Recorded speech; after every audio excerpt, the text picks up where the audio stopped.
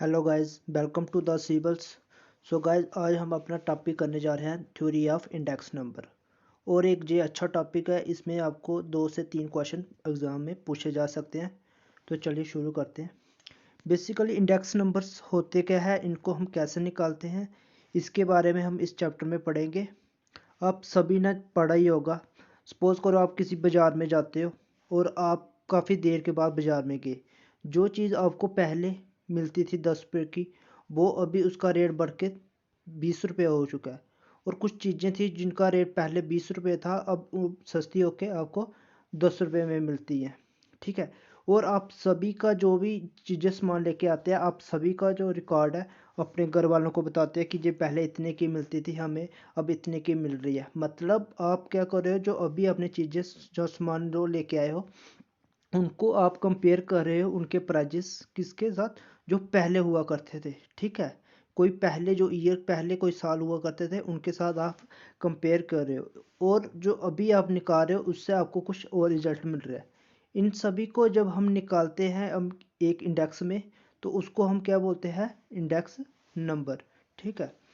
अब इसमें क्या आता है, सपोज करो an index number is a statistical device for measuring changes. ठीक है। जो हमारी चेंजिंग आ रही है किसमें, जो मैग्नीट्यूड आ रहा है of A group of related variables. Related variables कौन से आगे, जो भी आपके पास कोई सामान आपने जो खरीदा है उन सभी का ग्रुप बना के। ठीक है।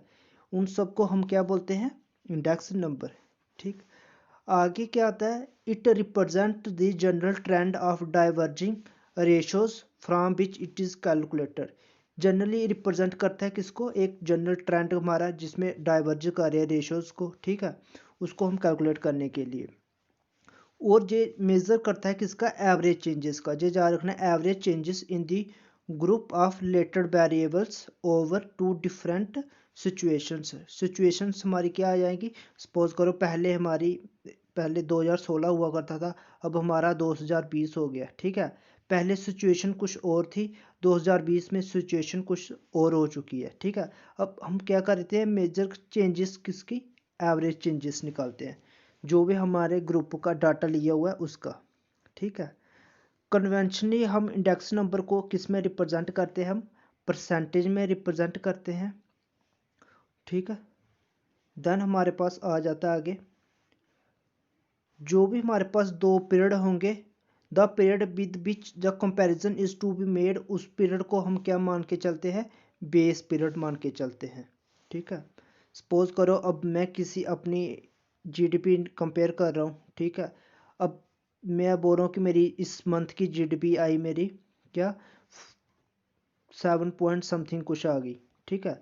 अब इसको मैं कंपेयर कर रहा हूँ किससे, जो पिछले क्वार्टर की होगी उससे। ठीक है। मतलब कि इसको कंपेयर करने के लिए मैं किसी ना किसी एक बेस ईयर को चूज़ कर रहा हूँ, उसी को हम क्या बोलते हैं, बेस पीरियड। ठीक है।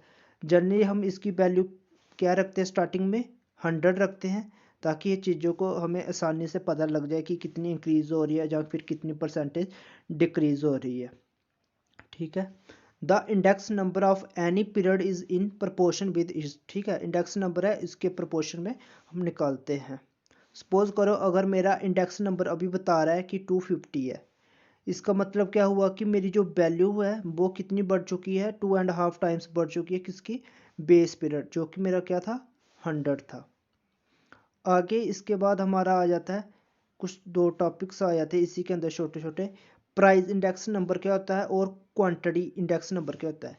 प्राइस इंडेक्स नंबर में हम क्या करते हैं, मेज़र करते हैं चेंजेस और परमिट करते हैं कंपैरिजन, किसमें, सिर्फ प्राइजेस में। कुछ कोई भी जो हमने सामान लिया हुआ है उसके प्राइजेस में हम कंपैरिजन करते हैं। और क्वांटिटी में हम क्या करेंगे, क्वांटिटी में हम चेंज करते हैं किसकी, फिजिकल वॉल्यूम जो हमारा चेंज हुआ। प्रोडक्शन, सपोज करो पहले प्रोडक्शन हमारी ज़्यादा थी, अब हमारी प्रोडक्शन कम हो गई। पहले कंस्ट्रक्शन भी ज़्यादा काम होता, अब कम हो गया। पहले एम्प्लॉयमेंट ज़्यादा थी, अब एम्प्लॉयमेंट रेट हमारा कम हो चुका है। ये आ जाता है हमारा किसमें, क्वांटिटी में। ठीक है।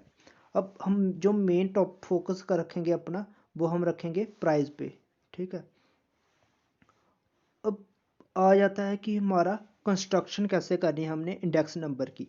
ये एक एग्जांपल मैंने बताई हुई है, कैसे बता दो। सपोज करो आपने कोई कमोडिटी है, आपके पास ए बी सी अलग अलग कमोडिटी है, और आपका बेस जो पीरियड प्राइस है आपका वो ए कमोडिटी का 2 है, बी का 5 है, सी का 4 है, डी का 2 है।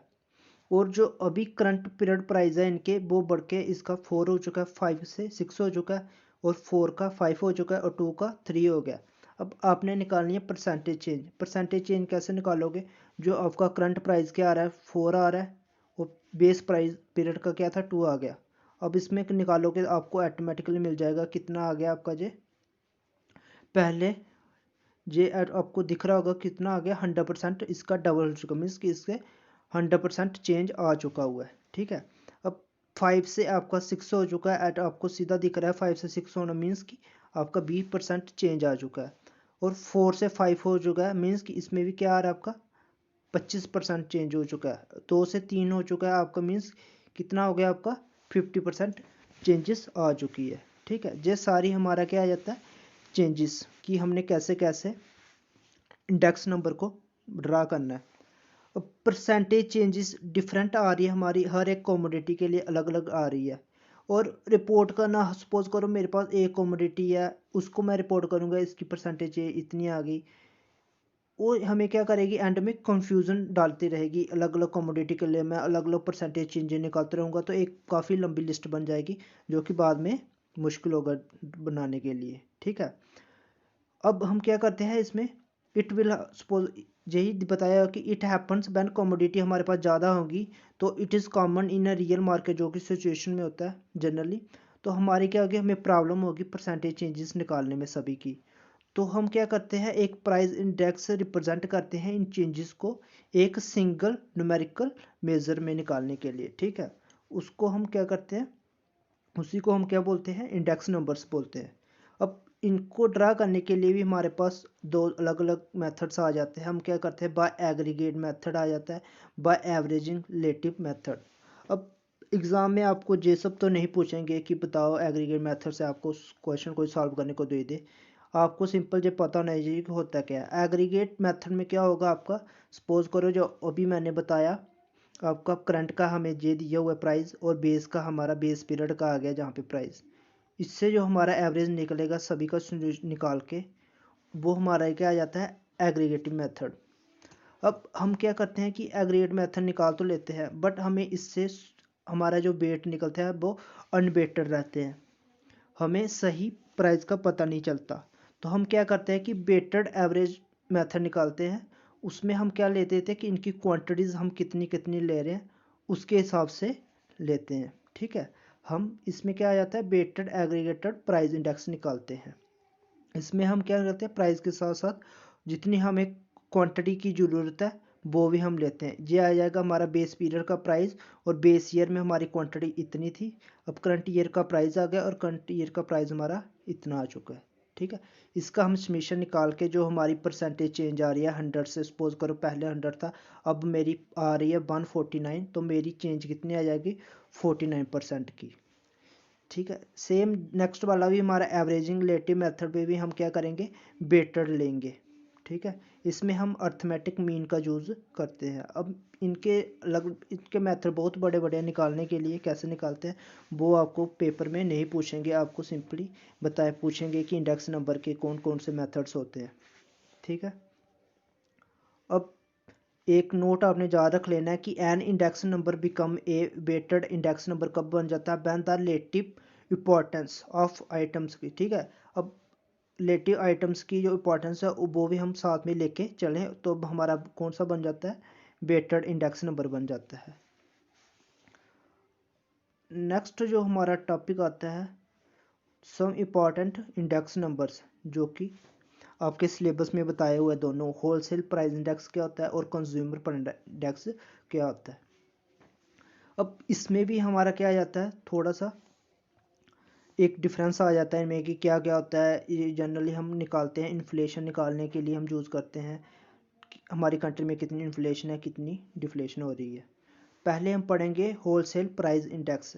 होलसेल में क्या आ जाता है कि हम क्या कर लेते हैं कि average weighted average price index निकालते हैं, किसका, बास्केट ऑफ गुड्स। और जो प्री डिफाइंड आइटम्स होती हैं हमारी कि हमने ये इतनी लेनी है, इसमें टोटल आइटम्स कितने लेते हैं हम होलसेल प्राइस इंडेक्स में, 697 आइटम्स ले लेते हैं जो भी हमारी डेली यूज़ के लिए होती हैं, ठीक है। अब इट कैप्चर्स क्या करता है, प्राइस चेंजेस निकालता है in the prices of goods, कहाँ पे, in the bulk at the wholesale level, means कि जो फैक्ट्री में हमारे प्रोडक्ट बन रहे हैं उनके जो प्राइजेस चेंज हो रहे हैं उसके बारे में हम ये कैप्चर करता है होलसेल प्राइस इंडेक्स, ठीक है। अब इट इंक्लूड प्राइस चेंजेस, इसमें हम सिर्फ गुड्स की प्राइजेस चेंजेस के बारे में करते हैं, ना कि सपोज करो आपका कोई बार्बर आ गया, उसने कुछ आपसे लिए सामान समून वो आ गए सिर्फ, ठीक है, उनके बारे में हमारा ये कुछ चेंज नहीं होगा, सिर्फ हमारा जो गुड्स बन रहे हैं होलसेल फैक्ट्री में, ठीक है, उन्हीं के बारे में जहाँ पे बताया हुआ, कोई भी टैक्स टूक्स इन सर्विस ये सब हमारा इसमें कुछ नहीं आएगा, जो भी सर्विस ये हमारी नॉट कवर होती है इसमें, ठीक है, सिर्फ प्राइसेस चेंज देखेंगे हम गुड्स के। इसका जो बेस ईयर आपने ये याद रखना है, 2011 से 2012 के बीच में आपको इस पे क्वेश्चन पूछेंगे, टोटल नंबर ऑफ आइटम्स कितनी यूज़ होती हैं, इस पे नॉट क्वेश्चन पूछ सकते हैं। इसमें हम simple prices of goods change होते हैं इसके बारे में पढ़ते हैं, ठीक है। अब देन आ जाता है हमारे कंपोनेंट्स कौन कौन से यूज होते हैं, जिस पे हमारा एक नेक्स्ट क्वेश्चन बन सकता है।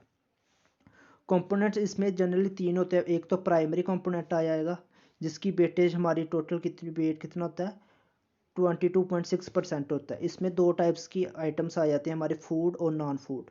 फूड में हमारे आ जाते हैं cereals, paddy, wheat, pulses, vegetables, fruits, milk, egg, wheat, fish और काफ़ी सारे एक्स्ट्रा और भी। नॉन फूड में हमारे आ जाते हैं ऑयल सीड्स, मिनरल्स और क्रूड पेट्रोलियम। देन जो सेकंड कंपोनेंट आता है इसका फ्यूल एंड पावर, इसकी वेटेज होती है 13.15%। आपने ये वेटेज याद रखनी है, आपको इसी में से डायरेक्टली पूछेंगे कि बताओ किसकी वेटेज कितनी होती है। थर्ड हमारा जो वेटेज आती है वो मैन्युफैक्चरिंग प्रोडक्ट, सबसे हाईएस्ट वेटेज होती है हमारी मैन्युफैक्चरिंग प्रोडक्ट्स की 64.23%, ठीक। आपने याद रखना है कि होलसेल प्राइस इंडेक्स में सबसे ज़्यादा जो परसेंटेज होती है वेट की वो हमारी होती है मैन्युफैक्चर्ड प्रोडक्ट्स की, ठीक है।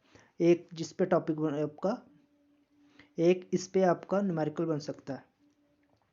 देन आता है कि इसको पब्लिश कौन करता है, इसको पब्लिश करता है office of economic adviser, department for promotion of industry and internal trade. Ministry किसके अंदर आता है, ministry of commerce and industry के अंदर, ठीक है। इस पे आपने यही याद रखना है, जो जो छोटे छोटे मैंने आपको टॉपिक्स बताए कि वेट कितना आता है, आपने ये याद रखना है कि इसमें प्राइमरी में क्या आता है। देन आता है हमारा कंज्यूमर प्राइस इंडेक्स, इसको हम एक और नाम से बोलते हैं कॉस्ट ऑफ लिविंग इंडेक्स। जहाँ से आपको क्या दिख रहा होगा कि कंज्यूमर मीन्स कि कंज्यूमर के खरीदने के बाद जो हमारा इंडेक्स बनता है उसको हम बोलते हैं कंज्यूमर प्राइस इंडेक्स। ये भी ट्रैक करता है weightage changes in the price level, किस पे, एट कंज्यूमर लेवल पे, ठीक है। इसको हम रिटेल इन्फ्लेशन भी बोलते हैं। कंज्यूमर लेवल में मीन्स जो कंज्यूमर ने खरीदी है उसके बाद जो चेंजेस आई है प्राइस में वो आएगा हमारा कंज्यूमर में। होलसेल में क्या था, हमारा जो फैक्ट्री से हमारी प्राइजेस चेंजेस हो रहे हैं उसको हम बोलेंगे होलसेल में। इसमें जो भी इंडेक्स में कौन कौन से गुड्स आते हैं जो सेंसिटिव हो टू द कंज्यूमर, जो कि मतलब कि कंज्यूमर को डेली यूज़ के लिए ज़रूरत होती है, उसी पे हमारा ज़्यादा फोकस होगा। इसमें हमारा गुड्स भी आते हैं और सर्विसेज भी आते हैं, उसमें हमारी सर्विसेज इंक्लूड नहीं होती है, इसमें हमारी सर्विसेज भी इंक्लूड होगी, ठीक है। बेस ईयर हमारा पहले 2012 था, याद रखना, अभी हमारा कौन सा हो गया 2016, ठीक है। एक इस पे क्वेश्चन पूछ सकते हैं आपको। देन आता है हमारा different indexes use to measure price level at multiple consumer level index, इसके अंदर भी हमारे अलग अलग इंडेक्सेस आ जाते हैं, वो आपने याद रखने हैं, ईजी तरीका है आपका याद करने का। पहला आ जाता है हमारा सीपीआई, किस पे, इंडस्ट्रियल लेबर पे। इसमें जो आता है सपोज करो जो डीएलएंस अलाउंसेस होते हैं हमारे वो हमारे किसके साथ लिंक्ड होते हैं, इंडस्ट्रियल लेबर के साथ।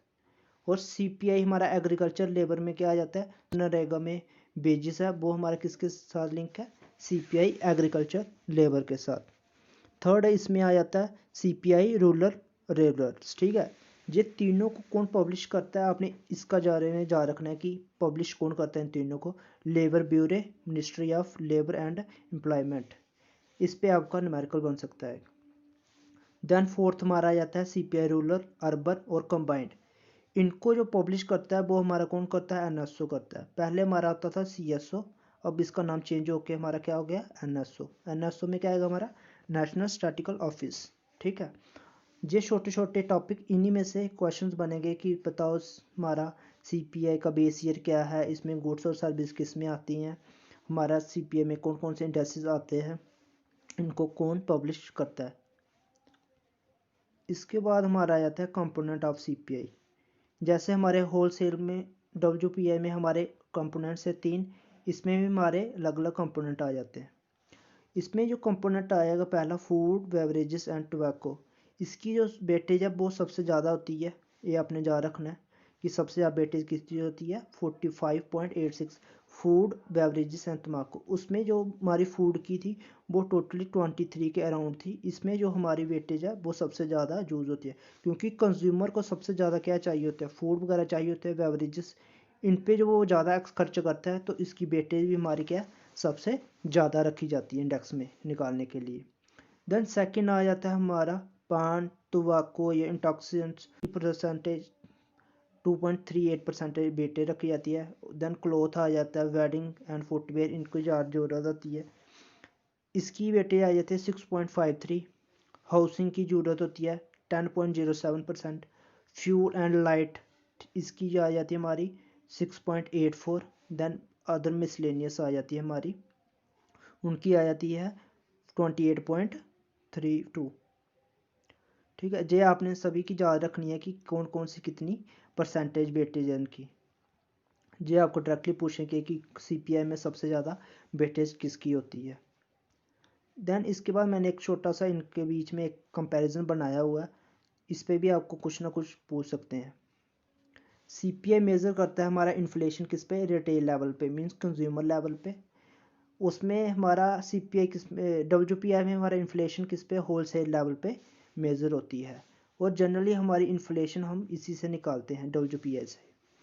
इसमें हमारा जो CPI होता है ये ज़्यादा फ्लक्चुएट करती है इसकी वैल्यूज़, और जो हमारा WPI होता है उसकी वैल्यूज़ हमारी लेस फ्लक्चुएट करती है। ठीक है, क्योंकि ये वैल्यू हमारी फूड में इसमें ज़्यादा इंपॉर्टेंस है, तो मीन्स कि इसकी वैल्यू भी हमारी ज़्यादा फ्लक्चुएट करेगी।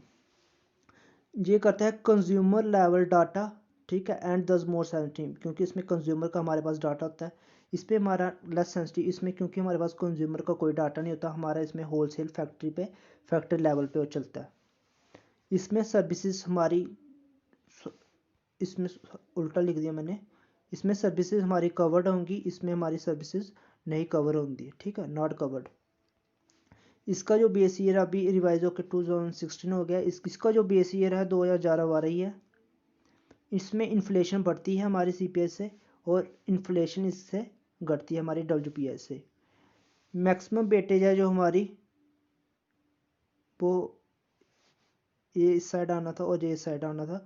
मैक्सिमम वेटेज है जो हमारी WPI में वो मैन्युफैक्चर गुड्स को दी जाती है, और जो हमारी मैक्सिमम वेटेज है वो प्राइमरी आर्टिकल्स को दी जाती है, किसमें, CPI में। ठीक है, याद रखना नोट में, CPI हमारा हमेशा ग्रेटर दैन होता है किससे, WPI से।